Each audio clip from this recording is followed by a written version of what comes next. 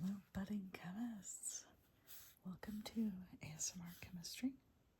And tonight we're going to do some orbital doodling.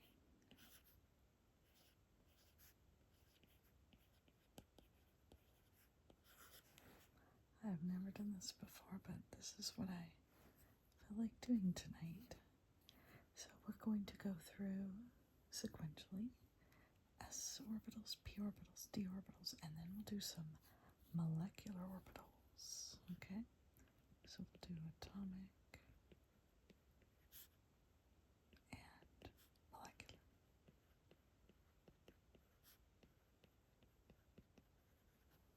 Orbitals. Alrighty, so we usually start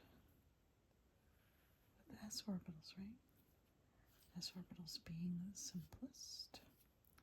I'm usually going to have a Cartesian coordinate axis going here. And our S orbital, this is spherical. Okay, so if I hold it, yeah. Could even do a little bit of shading. Alright, so our sphere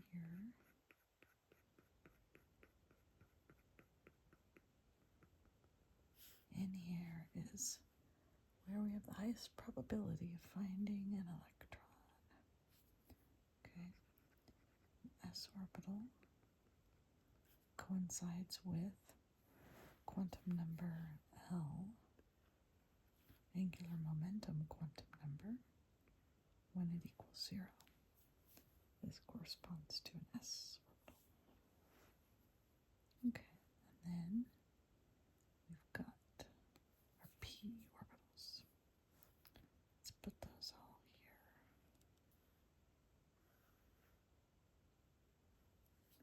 Okay, so if we have,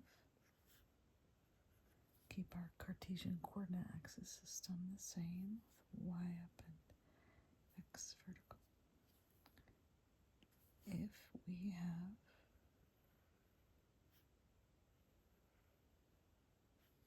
a px orbital, the subscript x is referring to how the lobes fall along the x-axis. Okay, so these are sometimes called dumbbell shape, like the weights. You could also call them like a teardrop shape. Okay, so these are the lobes where you find an electron.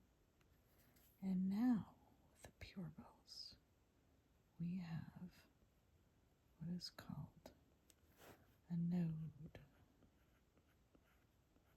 Okay, a node is 0 probability of finding an electron.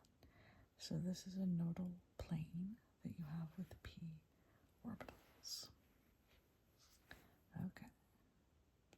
And then similarly, I wanted to include, this is when the angular momentum quantum number is equal to 1, then that's when you get a p orbital. And because when angular momentum quantum number is 1, that means you have 3 different orientations. When m sub L is -1, when m sub L is 0, and we will draw when m sub L. I feel like that wasn't very straight. I'm going to redo that. M sub L is positive.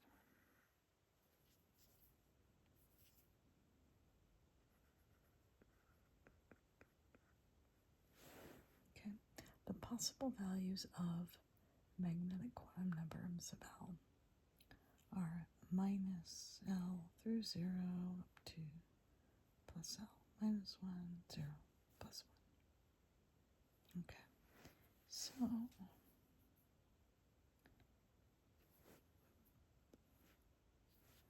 we've got, I want to label these Y, X. Okay, on this last one, we're going to move the Cartesian coordinate so that we can see the Z here and X. Now, any of you who actually know quantum mechanics, you'll say, hey, you should have M_L equals 0 corresponding to the PZ orbital, but honestly, when you're actually solving Schrödinger's equation and doing your quantum mechanics to get the orbitals, you can define your Cartesian coordinate axis system how you want. It's just convention. Okay. And if you're saying, oh my god, what the heck are you talking about? Don't worry about it. It's okay. I am just rambling as I am doodling. And we're doodling these lovely P orbitals, making them look slightly more three-dimensional with the shading and adding in the nodes. Okay, here I have turned the Cartesian coordinate axis system. Hopefully you can see what's going on here. The z-axis is coming out, and we have just turned it 90 degrees. And now we have, let me make sure I label, this is px orbital, this is a py orbital,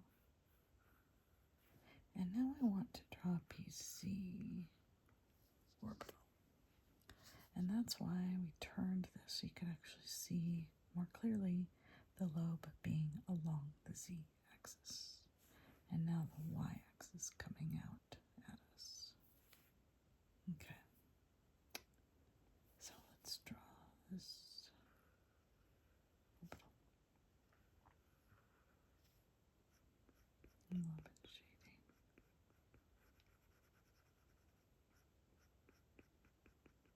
Okay.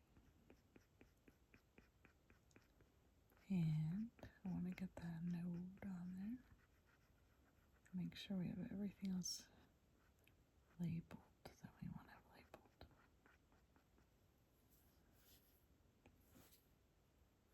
Node. And this is the PC. Okay, 3 different orientations of the p orbitals.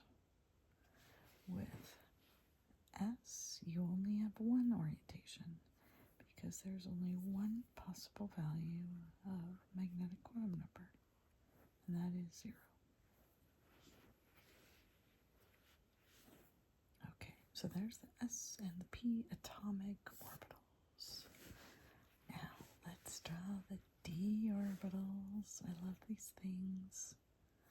Okay, so let's start with the D C squared. Okay, if we're now talking about d orbitals, that means that L equals 2. And that also means that we now have 5 different possible values of M_L, magnetic quantum number. So we'll start with saying M_L equals -2. Again, most people who are actually doing the quantum mechanics have dz squared where it matches up with M_L equals 0. We're not going to worry about that, okay? If we're doing general chemistry, we just want to be able to draw those 5 orbitals that correspond to d orbitals, know what their labels are, know where the lobes are, know how many nodes there are, and things like that. Okay. So dz squared looks like sometimes called a dumbbell donut. And it's called that because we do have those dumbbells like a p orbital, but there's also this donut shape lobe. Okay. These lobes lie along the z-axis. So let me label our axes. I didn't do that before. This is now the z-axis here. This one's arbitrary. Could be x or y. I'll just call it x. Okay. All right, this donut-shaped lobe goes all the way around. Okay, it is truly like a bagel or donut. Right? And here's the lower lobe.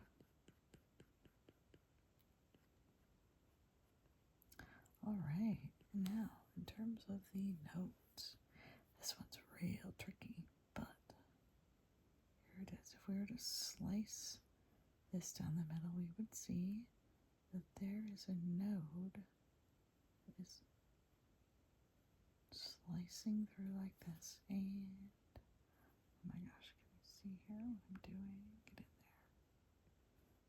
Okay.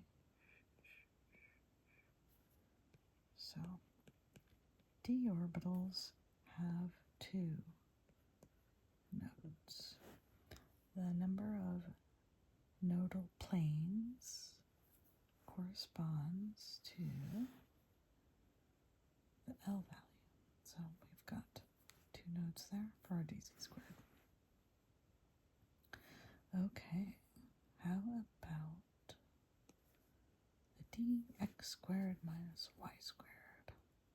All right, let's draw that one. Do it over here. Okay. We're going to call this x and y. I feel like I want to move this down a little bit. Just a little bit. Give myself more room. Okay. Just like we saw with dz squared, the dx squared minus y squared, the lobes lie along the axes. Okay. So we're going to see a lobe on the y-axis and the x. All right, why does this one look all about wobbly? I don't know. Okay. So you might be able to already see where those nodes are going to go.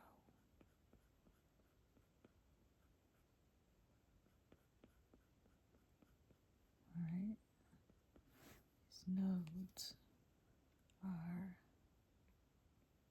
bisecting right through this 45-degree angle, 90 degrees from each other. All right, here's a node, and here's a node. This is our dx squared minus y squared. And why don't we label the magnetic quantum number? Again, when L equals 2 for d orbitals, m sub L can be -2, -1, 0, +1, and +2. So that means we have 3 more d orbitals to go. All right, so we're going to draw them down here. I'll move these up a little bit so you can see. All right.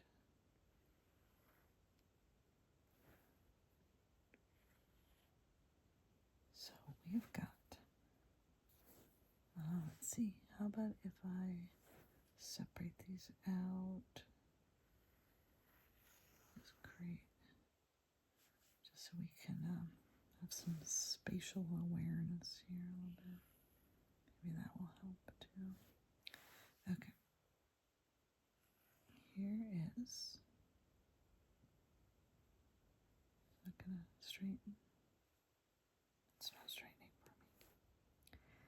We're gonna draw our dxy orbital. All right, dxy.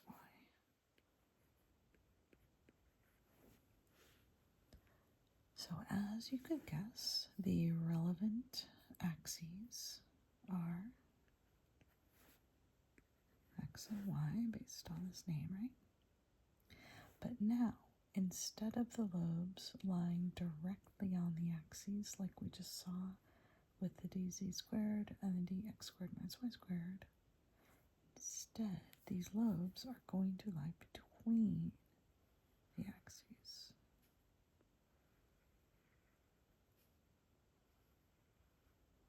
Okay? So you can see that the nodes are on the axes. There's a node. And there's a node. These are nodal planes. This is all in 3 dimensions. Node. All right. So once again, we have this cloverleaf shape, 4 lobes separated by 2 nodal planes. All right. We can call this, we've seen an M-sub-L minus 2, minus 1. We can designate that one as 0. All right. And now let's draw the others. Separate this out. And look at the axes again.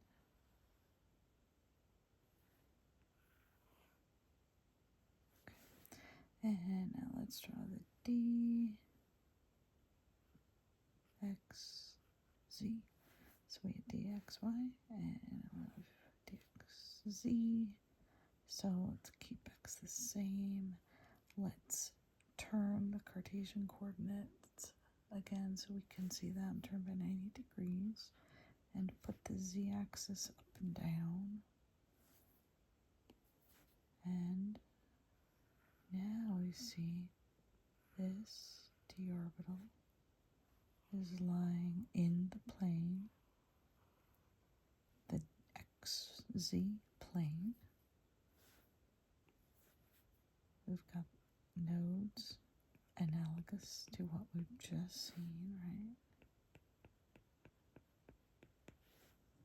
Node.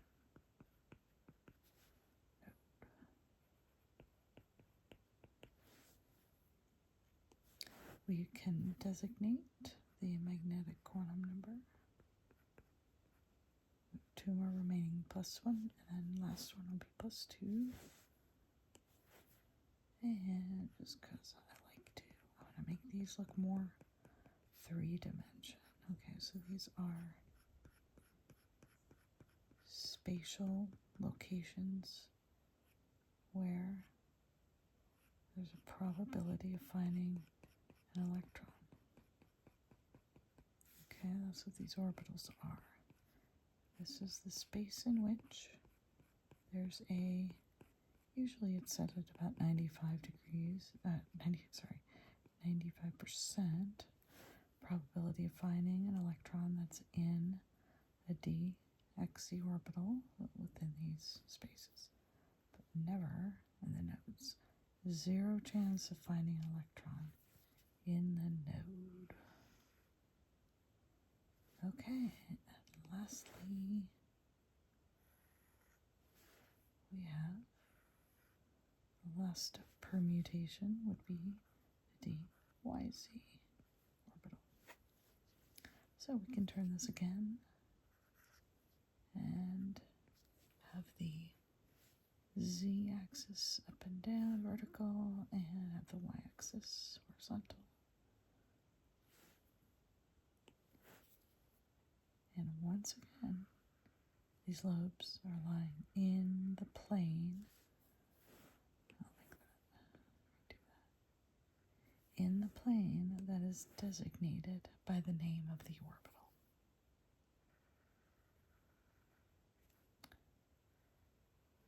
These three, as you can see, all have the same kind of shape and the same idea where the nodes are along the axes.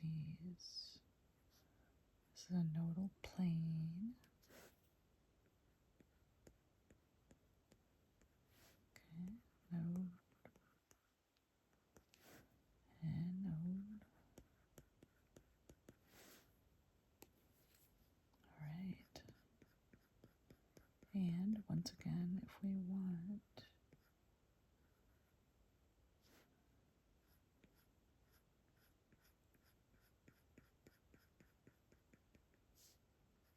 we can designate this with the m-Isabel value of +2. That is the one that is remaining. Okay, m-Isabel equals +2. All right, there are all 5 of our d orbitals. Lovely. Oh my gosh, I love d orbitals. They're my favorite. I guess that's why I am an inorganic transition metal chemist. Okay. You might be hoping I'm going to draw F orbitals. I am not going to do that. I don't know if I've ever even tried. Maybe I should do that for this channel. That would be fun. Okay. But instead, why don't we do a smattering of molecular orbitals?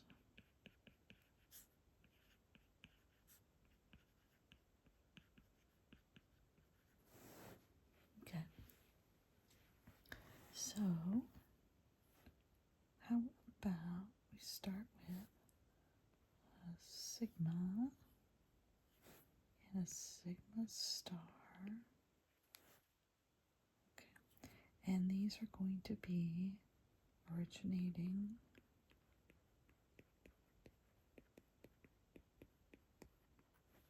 from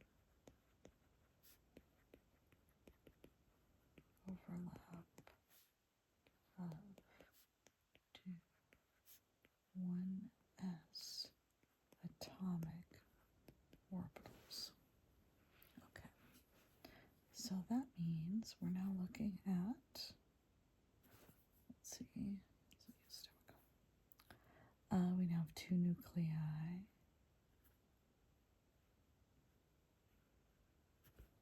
Okay, and the orbitals have been created by constructive interference for this bonding molecular orbital. Constructive interference of 2 1s orbitals. So between the 2 nuclei, we will have more electron density. So this is a bonding sigma molecular orbital. So it's kind of this symmetrical oval shape. You know, I wanted to say it's kind of like an egg, but it's not really, because eggs are asymmetric, right? They're more bulbous on one side. This is more symmetrical, like an oval. All right, and then we've got our antibonding orbital. So once again, let's draw these nuclei. They're actually slightly further apart with the antibonding orbital, but I feel like I didn't quite do that. So let me move it out a little bit. Just a smidge. Okay. And move all this down. Give myself a little bit more room. Okay. So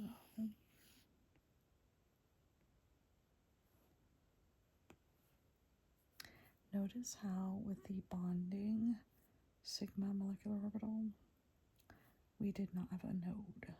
Okay. But now antibonding orbitals, molecular orbitals, are created with destructive interference between the two nuclei.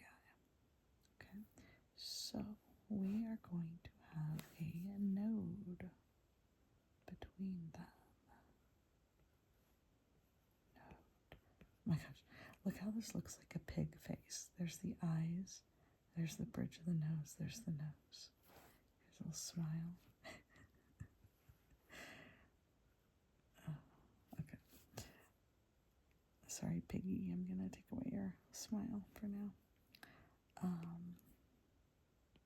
All right, and then we've got our lobes, and there are two lobes, and they are asymmetrical. This still looks like a pig, doesn't it? These are more kind of more spherical. Okay, but this is one orbital. Okay, so just like with p orbitals, right, where there's two lobes. This looks so funny. Isn't it funny how you can't unsee after I said this looks like a little pig face? You can't unsee it, can you? Oh my gosh. I have to put the smile back. That's just so funny. So we've got a node there. We have these two lobes. They're asymmetrical. This is higher in energy than this one. That's actually why I drew it up there, to show that it's higher energy. And these two orbitals would be the relevant molecular orbitals in a nice small simple molecule such as H2. Okay, or if you had the diatomic helium ion, like helium +1 or something like that. These are the orbitals that be relevant for that. Okay, but we can also create molecular orbitals by overlapping p orbitals. So there are, and again, I can't help but to draw the lower energy ones down lower, higher energy ones up higher. So I'm going to draw these sigma that are created from overlapping two p orbitals. And what these look like, here we have our nuclei of the two atoms, and there is a node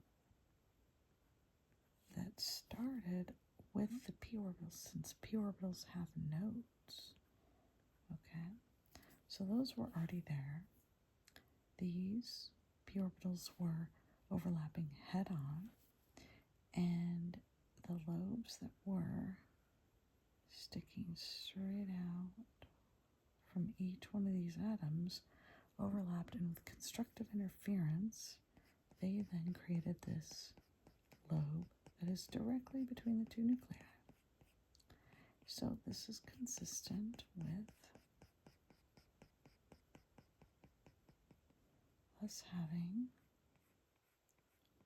a molecular orbital called a sigma molecular orbital, where there's electron density directly between the two nuclei. Okay, but then there are also these smaller lobes that are on the outside of each of those two nuclei. Okay, so this is our sigma molecular orbital originating from, maybe I'll put this here for you, originating from p orbitals. I'm putting 2p. I guess just out of habit, because I so often teach about oxygen O2 or nitrogen N2, those where their valence electrons are in the 2p orbitals. So that's why I did that. Okay. But we can also have molecular orbitals form when the p orbitals are parallel to each other. Okay, and those are pi molecular orbitals. And so these will also be originating from p orbitals. Well, let's just say 2p. Okay, and so we've got our nuclei as we do. I'm going to draw this one a little bit smaller because I don't know if I have enough room. And now these p orbitals were lined up parallel to one another. And so ultimately what happens is the lobes above and below the plane overlap, and they create these two lobes above and below the plane. Okay, creating a pi molecular orbital. Well, are you wondering why I didn't shade this one? Maybe you're not. I'll just do a little bit. Okay.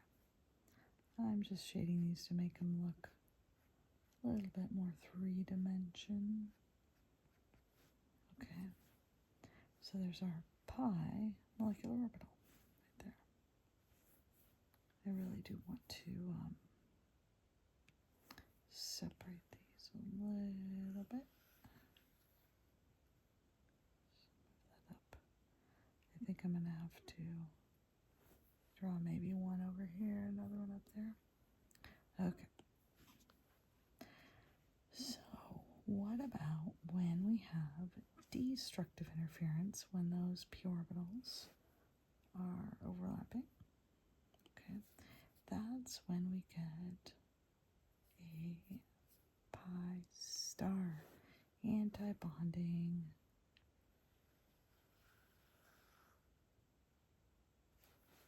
Okay, I'm going to create some line here, down like that. Okay, so let's look at the pi star molecular orbital. Okay, so we'll have both of our nuclei.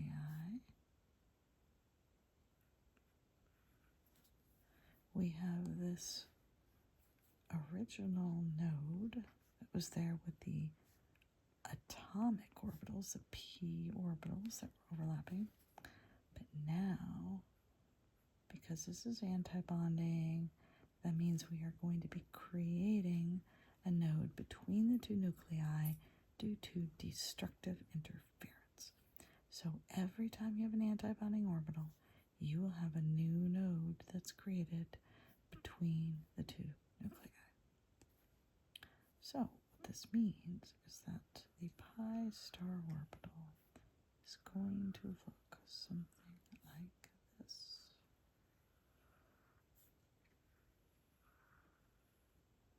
Alright, so we've taken essentially this pi orbital and we've created constructive interference right in the middle.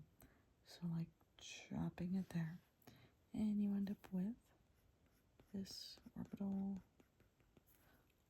It's a molecular orbital. is a pi star molecular orbital.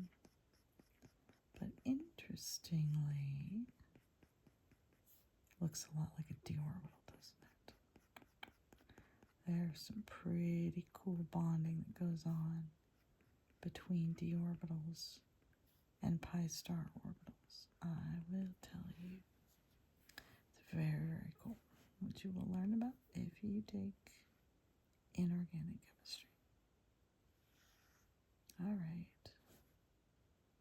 One last orbital. We have barely enough room. We can squeeze it in. No problem. All right. This is a sigma star orbital. So now it's when those p orbitals are coming together straight at each other, but instead of constructive interference bolstering the electron density between the nuclei, we create a node. So we just saw that with the antibonding pi star orbital created a node. We're going to do the same thing, but with the sigma molecular orbital that is created destructive interference. Again, this is from the overlap of p orbitals, but to be there too. All right, let's draw in those nuclei. Nucleus.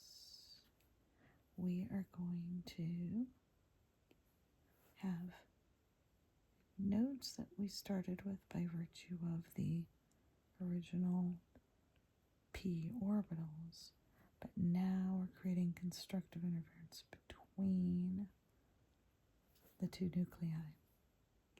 And ultimately, what ensues is that there are smaller lobes between the two nuclei, and these outer lobes are a little bit larger. Okay. So we end up with these 4 lobes. 2 of them on the outside, 2 on the inside, but they're smaller.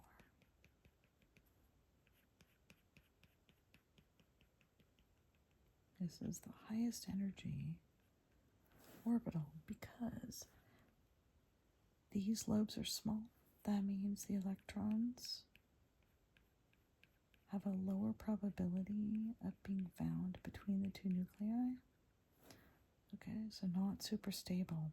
There's larger lobes out here, which means that the electrons have a larger chance of being on the periphery, and so the Coulombic interactions aren't as great as they are for when there's a lot of electron density that is between the two nuclei. Even this one isn't too bad.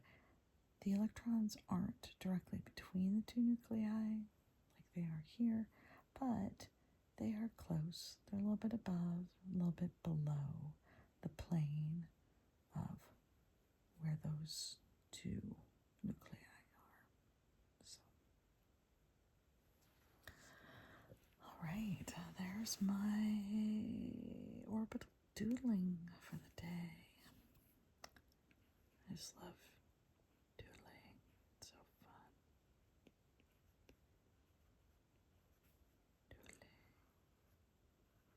And I really like doing it on the iPad sometimes, because I can just doodle and then I can just erase it. It's so fun. All right, I hope you enjoyed hanging out with me. It is a very chill evening here, and just felt like drawing. So it was really cool to have you join me. Thank you, and let me know if there's anything here you'd like me to expand on, any other kind of quantum numbers or other kind of orbitals type things. Happy to do this. I've drawn orbitals before, but it's been quite a while. I think it was maybe almost 5 years ago, which is wild. So thought I'd just go on a little journey of doodling tonight. Alright, well, thank you as always. Please do like and subscribe to the channel. If you are enjoying these videos, I would love it if you also shared this channel with people you know who might find this helpful. I really enjoy teaching. I'm a chemistry professor and I also love ASMR, so this is a really